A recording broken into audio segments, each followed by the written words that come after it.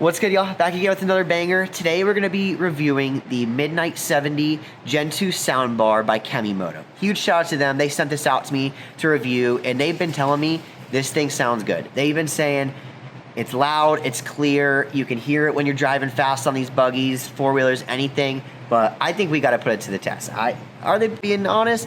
We got to find out. I think they are, because I just took a look at it, and it looks good. It's got some subwoofers in it. It's got some mid-range speakers, some tweeters. It's designed to handle, you know, every speaker has its frequency that it's going to be playing. And so it's got the right stuff, but let's really put it to the test and see. So we're going to unbox it now. We're going to install it and give you guys our honest review. Let's get into it.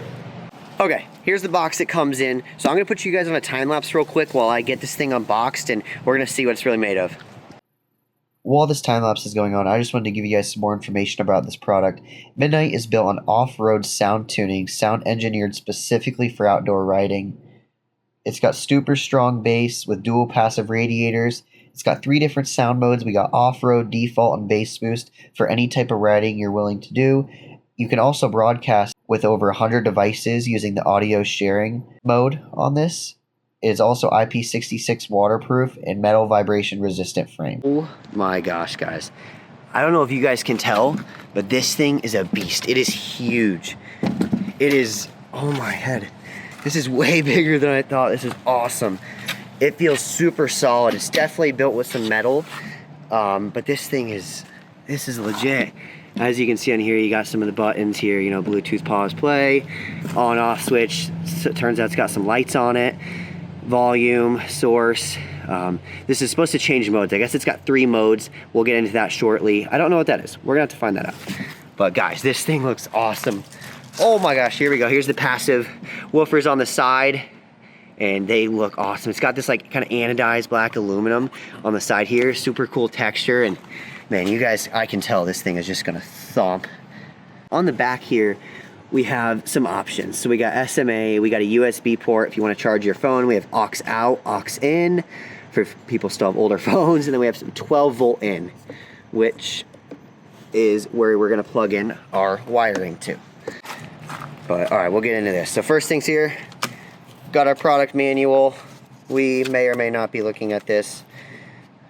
And if you understand basic wiring, should be pretty straightforward, but we'll get into that in a little bit. All right, next thing here, looks like we got a remote. I'll try to get this out real quick. Doing this one hand is definitely difficult, but we got it. Oh yeah, just basically a remote here. We'll get into that in a little bit. All right, then we got a box. We will open up the box.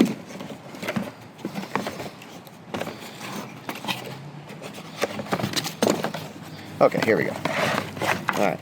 Looks like we got some bolts and some 3M tape here. It looks like we got the 2 brackets. These are going to be used to hang the subwoofer from said bracket on there.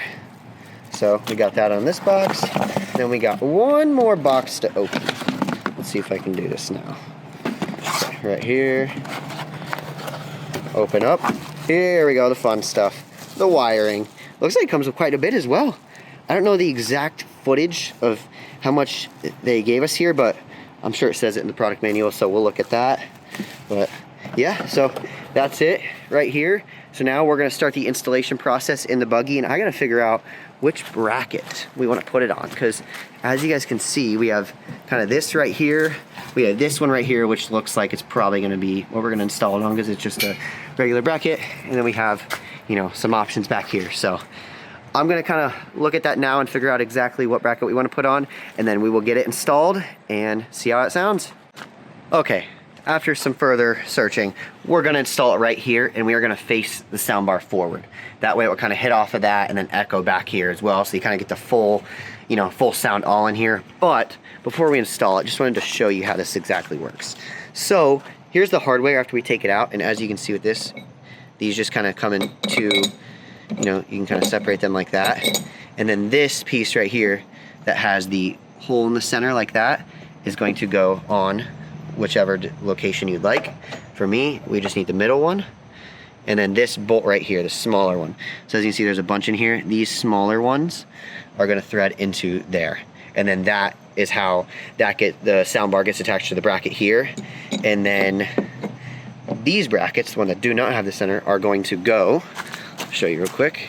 I got a nice little Kemimoto on the back too. Will go essentially on top like this, and then you have some bolts you can thread in from the top down like that. So kind of hard to explain, but I'll show you guys in person exactly how that works once we get it up there. But in the meantime, I'm gonna put you guys on a quick time lapse while I get these installed and start getting the brackets hung.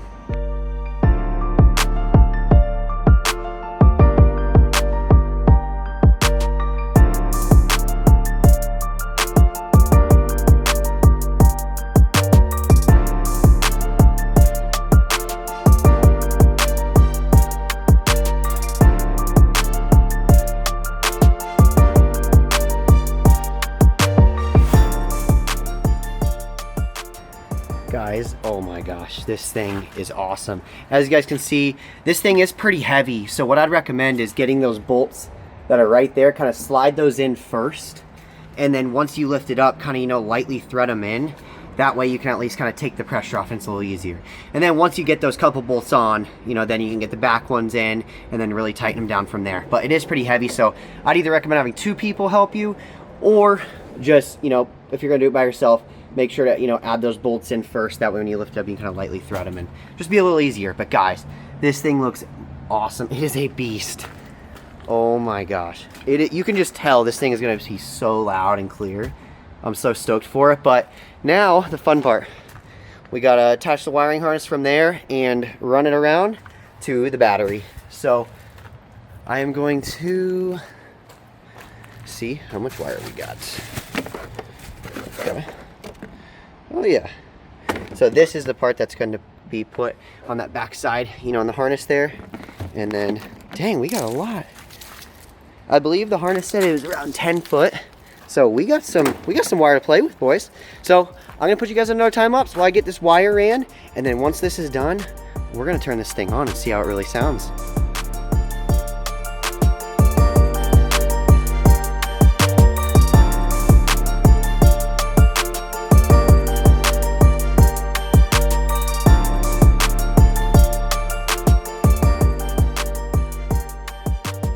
Okay guys, I got it installed, and as you can see, the LEDs look absolutely sick.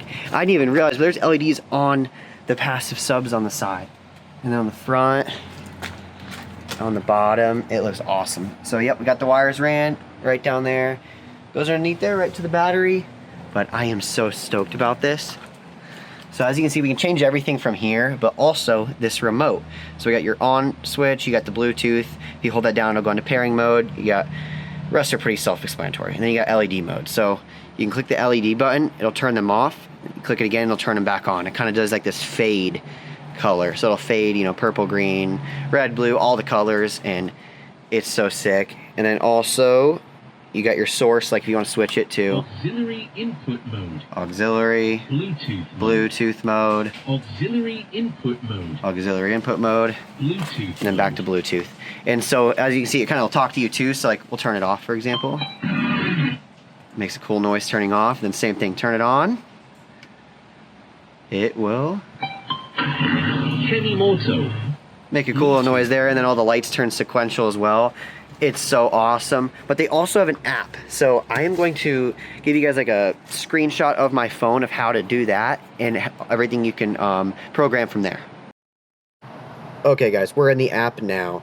As you can see, this is like kind of the home page. If you'd like to log in, you can up there in the top left, but we're gonna go ahead and get started. So we click add device, we're gonna do other devices, and as you can see, I have the soundbar on now. So it pops up here, Midnight 70 Gen 2, we're gonna click connect. Boom, we're connected. Now we're gonna click it again, go into it, and now we kind of got all our settings from here. So we have our, you know, basic kind of like player here. We have our play, pause, you know, switch channels, and then also the plus and minus for the volume. We go here, and now we can switch all of the colors on here, which is so sick. Because right now we're on Rainbow Storm. We can switch to the Galaxy Shadow, Tidal Rhythm, and there's so many options. You know, you can go here, and there's just so many different, you know, you can pick your own color here. You can do special, night tracking, thunder pulse, SOS storm. There are so many sick options in here that you can mess with and play with for when you're out there off-roading. You go to settings. We can go to the you can go to default, so you can switch it to default. You can go into, you can use Auracast mode. And then once we are hooked up fully, we can switch the modes from default to off-roading and then to bass boost. And those all kind of have their own, you know, unique styles. Default mode is just, you know, your regular, just playing normal sound. You can switch to off-road mode, so when you're riding and going fast, it'll tune the sound specifically for high speeds. And then, of course, bass boost is when you really want to, you know, hear them subs thump. But I'm gonna get out of here now, and I'm gonna show you guys how it actually sounds, and we'll get some running clips of it as well. All right, we got it up and playing. Now I'm just playing copyright-free music, so it's nothing crazy, nothing cool, but we're on a quarter volume now, and I'm just gonna turn it up and let you guys hear this.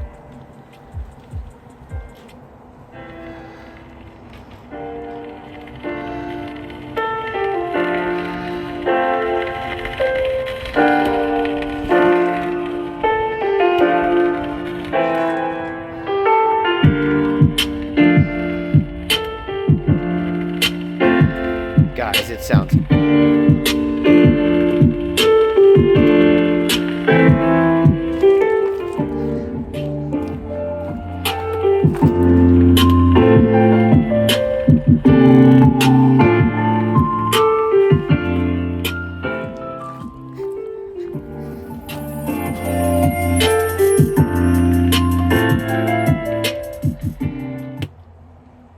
Alright guys, I know it's super hard to tell on camera, but it sounds so loud and clear. It is awesome, especially once you get some real music going.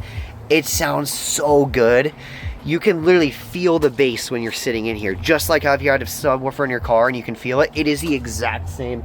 It is so awesome. I highly recommend this.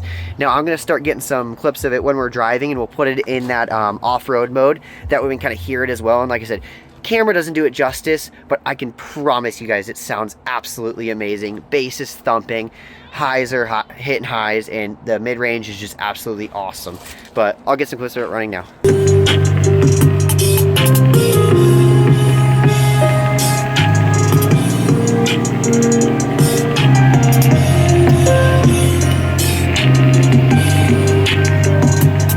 Sounds so awesome.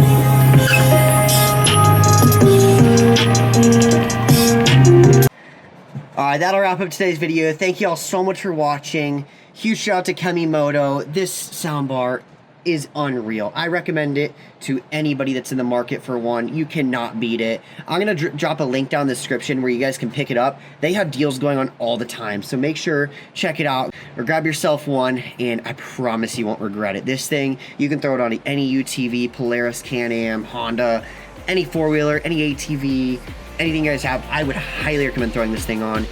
It's gonna thump. But thank you guys so much for watching. Make sure to like and subscribe for more, and we'll see you on the next one, baby. Peace.